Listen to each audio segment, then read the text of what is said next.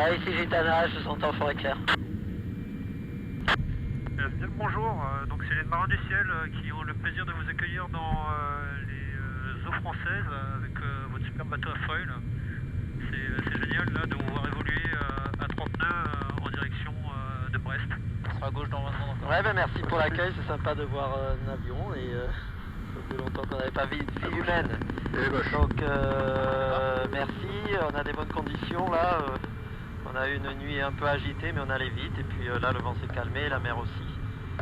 Et le vent va tomber doucement, en s'approchant de Ouessant, mais pour l'instant ça avance encore à 30 nœuds, donc on est bien content de progresser comme ça. Ouais, j'imagine, on arrive à entendre le bruit des foils derrière vous là,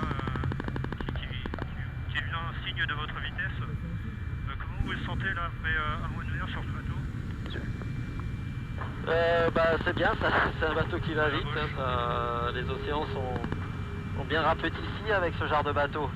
Par contre ça peut évidemment être difficile dans du vent. On a vu dans le sud là, on a eu une dépression pas si forte que ça mais avec une mer de face et là ça devenait très chaotique. Mais c'est agréable effectivement et c'est une chance de naviguer sur ces bateaux.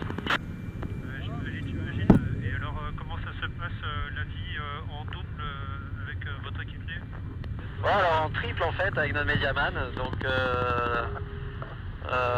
on fait tout à 3, ce qui est pour la vie à bord, sinon évidemment les manœuvres, la performance c'est à 2.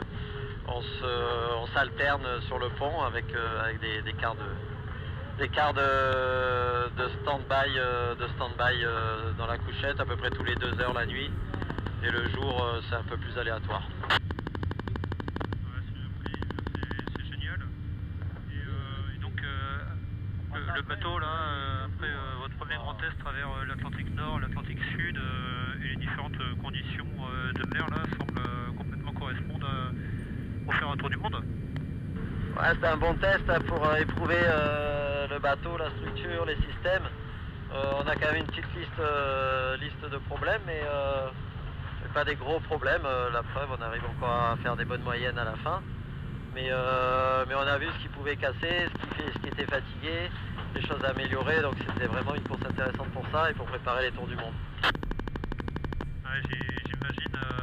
En plus, on a vu beaucoup d'OVNI au vu des autres bateaux. Vous n'avez pas eu trop de problèmes avec ça?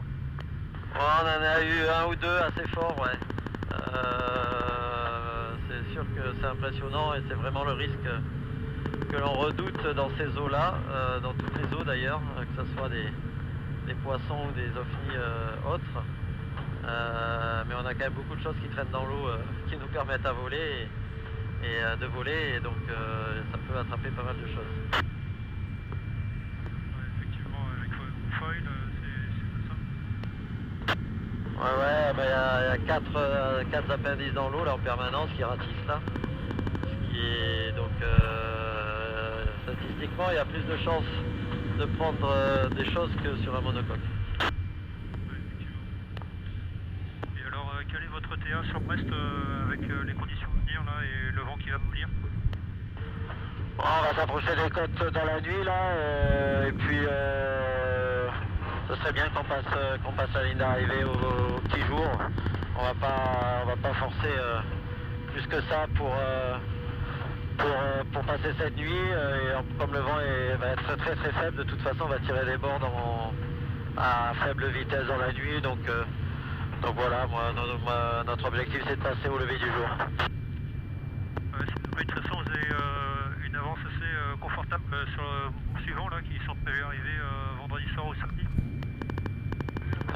Ouais, c'est ça. Et en fait, on a eu la chance ces derniers jours pour attraper ce front là qu'on a derrière nous et ce vent de sud. Et eux, ils étaient un peu en retrait, ils n'ont pas pu faire ça, donc ils sont partis plus à l'ouest chercher autre chose. C'est pour ça qu'il y a ce gros écart qui a été créé ces 2 derniers jours. Ok, ouais, oui, on a réussi à suivre ça au vu des fichiers météo. Ouais, j'imagine que ça a été bien suivi à terre et que les images de nos médiamens ont été bien vues. Je crois que c'est sympa d'avoir quelqu'un qui puisse rapporter ce qu'on fait à bord. Ouais, effectivement, on est impressionné et effectivement d'avoir le média la bonne d'avoir un Mediaman à bord, ça permet de nous faire bien rêver. Bah, tant mieux, on est là pour ça aussi. Et merci les gars de nous surveiller et de passer autour de nous, là c'est magnifique. On vous voit passer, vous allez quand même un peu plus vite que nous et vous allez être après ce soir au bistrot, nous c'est pas le cas. Ouais, c'est sûr, nous on a mis 40 minutes à venir, on a vu une de votre collègue là, Banque Populaire, qui était juste sur le trajet, qui vous passe le bonjour d'ailleurs. Ah ok, ouais, Clarisse elle est en train de convoyer le bateau vers l'Orient de Salvador, donc ben, c'est gentil, et si vous la revoyez au retour, vous pouvez lui rendre le bonjour. Il n'y a pas de souci, mais je pense que vu que vous allez 2 fois plus vite qu'elle et qu'elle est sans nautique devant, vous allez bientôt finir par la rattraper. Ouais, vraisemblablement, ouais, on va essayer de voir ça, ça va être sympa. Ça marche. Et bien, en tout cas, toute la marine nationale, la flottille 24F, vous félicite pour cette course et vous souhaite bon vent, bonne mer jusqu'à Brest et au plaisir de vous croiser sur les pontons de l'Orient. Ok, bah merci beaucoup d'être venu nous saluer et puis nous accueillir sur Brest. Et puis on aura l'occasion de se croiser plein de fois. Et si vous êtes sur les pontons à Brest, on serait ravis aussi. Bien, ça marche. Et bien, bon vent, bonne mer et encore bonne fin de course, bonne dernière nuit en mer. Merci beaucoup, bon retour et bonne soirée sur Terre.